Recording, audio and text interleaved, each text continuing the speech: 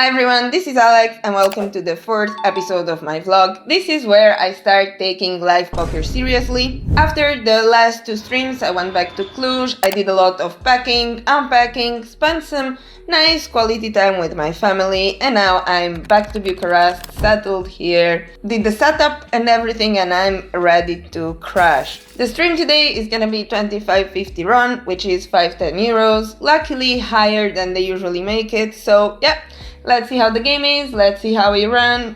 Wish me luck, let's go! We start the game and the lineup is pretty raggish. I would say tougher than what I'm used to in most live games, but it was still alright. I was also card dead, and when I had a glimpse of good cards I often had to fold, as you'll see in this first hand. Berbeku opens under the gun. I go for a 3-bet with ace-queen offsuit, which is already quite marginal in this spot if he doesn't open too wide. Behind the button goes for a cold 4-bet, and Berbeku has to fold his jacks. As my hand doesn't play all that good out of position in a 4-bet pot, I also decide to fold. Next hand I open King Jack offsuit to 150 from +2. Simeon for some reason decides to call the cutoff with 5 deuce of hearts, and Mihai on the button once again goes for a 700 squeeze. My hand, pretty much like the ace-queen off, plays terrible as a call out of position. It is true that I could 4-bet sometimes, but unfortunately I took the passive line again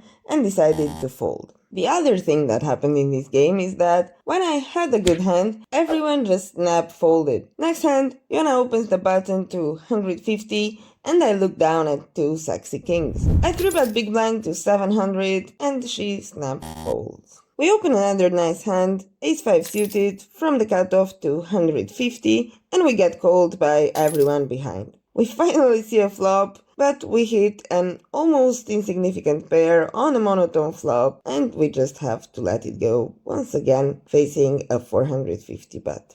Next hand, Berbeku opens cutoff with Jack-10 suited. We look down at 8-9 of spades, and we get a quick call. Where comes down Queen 5-3 rainbow. This flop is pretty much dry enough to allow us to bet our whole range. We put in a 350 bet, and he folds his Jack-10 of diamonds. Seeing this hand, I wonder if he should sometimes find a check raise with this, having some nice backdoors and blocking Queen X. Upon checking with GTO Wizard, it seems like Jack-10 is a break-even continue if I find some checks. However, if I range bet, it should actually continue pure. Nice, we get a fold and we move on. Next hand we pick up ace-7 offsuit. The stream reader says I'm cut off, but I'm actually on the button. We open to 150 again and we get called by small blind and big blind. Flop Queen a3 is once again quite dry. My opponents seem quite wide from the blind, so they will probably miss this often. Therefore, we put in a small 150 c-bet and we get called by small blind. The turn is the 10 of spades and my hand is not great to bluff here, blocking some 8x and some backdoor flush draws that might now fold, and we also have no equity. We check back and luckily we see the ace river.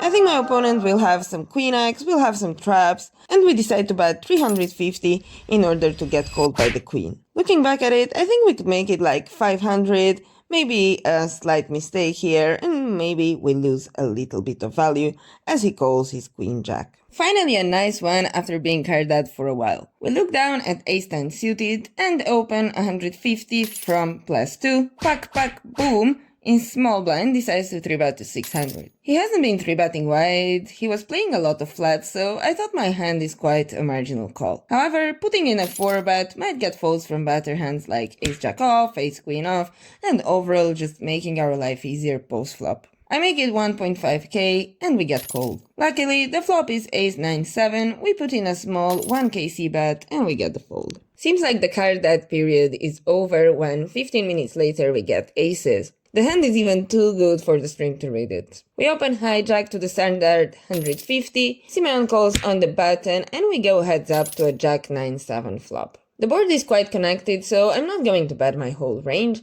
therefore we should also check some strong hands, and this one is great for that. He snap checks back, which I think is pretty important here as the timing makes it very unlikely he has a jack. So I assume he's going to be quite capped here and we put in a relatively big bet of 275. He tanks for a while, that makes it 1k. As I don't think he's gonna snap check anything that's a strong value hand on the turn, I'm very happy to call. River's a 7, and unfortunately he checks back. Still, we scoop a nice spot against Queen 10 offsuit that missed. Next one, it falls to Berbeku on the small blind. He goes for an open, and after debating if I should call or 3-bet, I decide to just call. The board is 9-7-3 with a flash draw, and he decides to put in around the 3/4 bet. Against a small size, I would raise this quite often, but here we just call. Turn is a very lucky king, and Berbeku checks. This isn't a good card for my range, so I wouldn't bet it often, and when I do bet, I'll use a big size. I go for a 1000 overbet, and he calls. River is a 3, pretty much a brick, he checks, and we decide to go for a pot size bet. I think my opponent is a good thinking player, and he does realize that all the possible draws missed here, and it's very easy for me to overbluff, so I do expect to get called down quite often if he has something. He actually has the perfect bluff catcher, and we win against ace-9. I open queen 7 suited on the hijack. I know, a bit loose, but whatever. We get called by the button and pack boom on the big blind. Board is king 10, a great board for us considering how often my opponents are going to miss it, so I decide to put in a small quarter pot bet. Button folds, but pack boom hangs along. There's an 8 and I decide to put in another bet to get folds from gut shots, under pairs and similar hands. We get called once more and I decide to give up the river as our hands block folds with hands like queen 10, queen jack, queen 9. However, the river is an ace. We now block the straight and I think it's very unlikely he'll call down a 10 at this point, so we decide to bluff with a 1.3k bet. It goes through and we win the pot. Very funny sad hand here. Simeon was saying he's going to raise anything in the dark due to a table situation, and I thought he was honest. So I said, if I have aces, I'm just gonna limp. Surprisingly, I have ace king and, well, I limp. Simeon says in this case he'll just limp behind in the dark, and to my disappointment, no one else raises. We go 4 ways to a ace queen 9 flop. I put in a small bet of 75, and to my even greater disappointment, Simeon raises to 300. I'm already not super happy in this spot, but I call.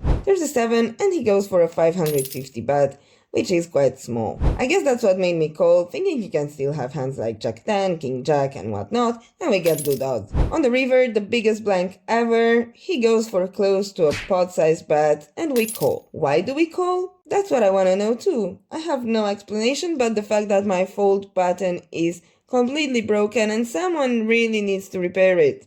We open kings from +2 and we get called by Simeon on the hijack. Mihai on the cutoff goes for a squeeze as he's been doing the whole night. He makes it 600 and we happily 4-bet to 1.5k. Flop ace queen deuce with 2 hearts and we go for a 1/3 c-bet. He calls with his gut shot plus backdoor flush draw. There's a 10 and we check. He puts in a 2000 bet and I have a decision now. I know my opponent is quite wide and capable of turning pairs into bluffs. We also double block the straight, so I do consider calling. The issue is, if he's bluffing with stuff like jack 10, king 10, queen jack or some low flush draws, he's going to fire turn and river as well. Therefore, I need to decide here if I call down or not. I thought I'm going to call with the king of clubs as that allows him to have more king 10 suited, so more bluffs, but I decided to let this one go. Last and the most hurtful hand of the stream, I opened from +1 with ace queen off to 150 and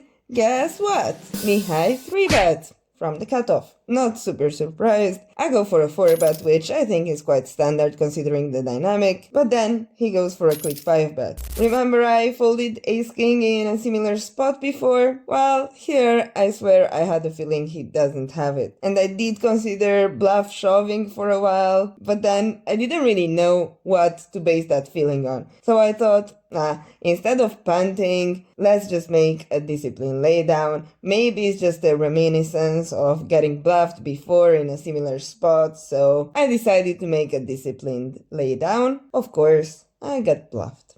Okay, right, as you saw, not the most entertaining session. I've been very card at, and I end up very break-even. However, after the stream there was more fun as we hanged out with Ioana and the ep poker streamers. We've been to the Bucharest Old Town and got a little bit of the taste of the Bucharest lifestyle. Hopefully next games are gonna be better, hopefully more entertaining. Stay tuned for that.